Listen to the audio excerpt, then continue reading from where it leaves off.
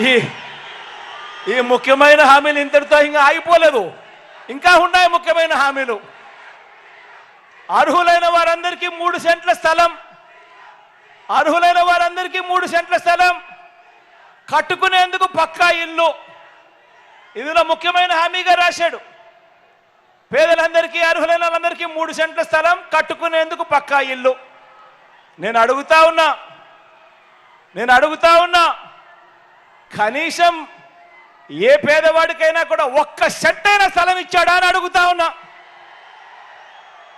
ఇదే నంద్యాల జిల్లాలోనే ఇచ్చాడని అడుగుతా ఉన్నాను. ఇలా 2 జిల్లాలో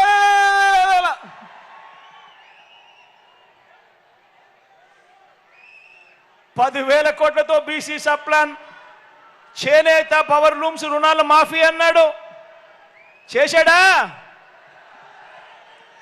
మహిళల రక్షణ కోసం ఉమెన్ ప్రొటెక్షన్ ఫోర్స్ ఏర్పాటు చేస్తామన్నారు. మహిళల రక్షణ కోసం ఉమెన్ ప్రొటెక్షన్ ఫోర్స్ ఏర్పాటు చేస్తామన్నారు.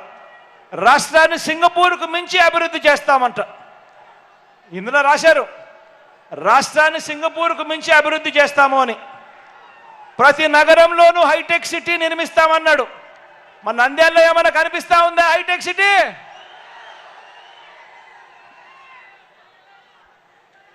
ఇవన్నీ కూడా ముఖ్యమైన హామీలంటూ 2014లో ఇదే చంద్రబాబు సంతకం పెట్టి ఒకవైపున ఆయన ఫోటో, ఒకవైపున మోడీ గారి ఫోటో, మరోవైపున దత్తపుత్రుడి ఫోటోతో ప్రతి ఇంటికి కూడా పంపించారు.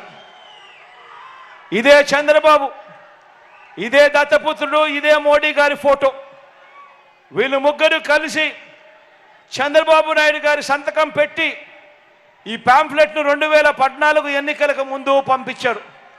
నేను అడుగుతా ఉన్నాను, ఇందులో కనీసం ఏ ఒక్క హామీ అయినా మీరు నెరవేర్చారా అని అడుగుతా ఉన్నాను మీ అందరినీ కూడా. ప్రత్యేక హోదా ఇచ్చారా అని అడుగుతా ఉన్నాను నేను మిమ్మల్ని అందరినీ కూడా. ప్రత్యేక హోదా ఇవ్వలేదు, ఏ ఒక్క హామీని నెరవేర్చలేదు. ఇవ్వకపోగా మళ్ళీ ఇదే ముగ్గురు కలిసి మళ్ళీ మోసం చేసేందుకు ఈరోజు సూపర్ 6 అట, ఈరోజు సూపర్ 7 అట, కొత్త కొత్త మోసాలతో, కొత్త కొత్త పదాలతో మళ్ళీ రంగురంగుల మేనిఫెస్టో తీసుకొచ్చేందుకు వీళ్ళు ముగ్గురు కూడా అడుగులు వేస్తా ఉన్నారు. ప్రతి ఇంటికి కేజీ బంగారం ఇస్తాము అని చెప్తా ఉన్నారు. ఈసారి ఈ ముగ్గురు కలిసి సూపర్ 6 అట, సూపర్ 7 అట, ప్రతి ఇంటికి కేజీ బంగారం అట, ప్రతి ఇంటికి బెంచ్ కారు కొనిస్తారట. ఆలోచన చేయమని అడుగుతా ఉన్నా. రాజకీయాలలో ఉన్నప్పుడు నాయకుడు అనేవాడు ఎలా ఉండాలి అని అంటే, ప్రతి కార్యకర్త కూడా అదిగో మా నాయకుడు, తానే మా నాయకుడు అని కాలర్ ఎగరేసుకొని అదిగో మా నాయకుడు అని చెప్పే విధంగా నాయకుడు ఉండాలి. విలువలు ఉండాలి, విశ్వసనీయత అన్న పదానికి అర్థం ఉండాలి. కానీ ఈరోజు మోసం చేయడానికి, కుర్చీ ఎక్కడానికి, ఏ గడ్డైనా సరే తినడానికి సిద్ధం అని అంటా ఉన్న ఇలాంటి అధ్వానమైన పాలకులు ఈ రాష్ట్రానికి కావాలా అన్నది ప్రతి ఒక్కరూ కూడా ఆలోచన చేయమని చెప్పి నేను కోరుతా ఉన్నాను. ప్రతి ఒక్కరూ కూడా దీని గురించి లోతైన చర్చ చేయమని చెప్పి కోరుతా ఉన్నా. ఆలోచన చేయమని అడుగుతా ఉన్నా. బాబు చరిత్ర చూస్తే ఏముంది గర్వకారణం? బాబు పార్టీ కార్యకర్తలు చెప్పుకునేందుకు ఏమున్నది గర్వకారణం? బాబు కూటమి చరిత్ర చూస్తే ఏమున్నది గర్వకారణము? అందరూ కూడా ఆలోచన చేయమని అడుగుతా ఉన్నా. వీరు ఈ రాష్ట్ర ప్రజలకు ఏం మంచి చేశారని మన ముందుకు మళ్ళీ వీళ్ళంతా కూడా వస్తూ ఉన్నారు. వీళ్ళ వల్ల రాష్ట్రానికి ఏం మంచి జరుగుతుంది అన్నది అందరూ కూడా ఆలోచన చేయమని కోరుతా ఉన్నా. అదే రాష్ట్రం, అదే బడ్జెట్. కానీ ఈరోజు మీ జగన్ ముఖ్యమంత్రి అయిన తర్వాత, మీ బిడ్డ ముఖ్యమంత్రి అయిన తర్వాత ఈరోజు ఏ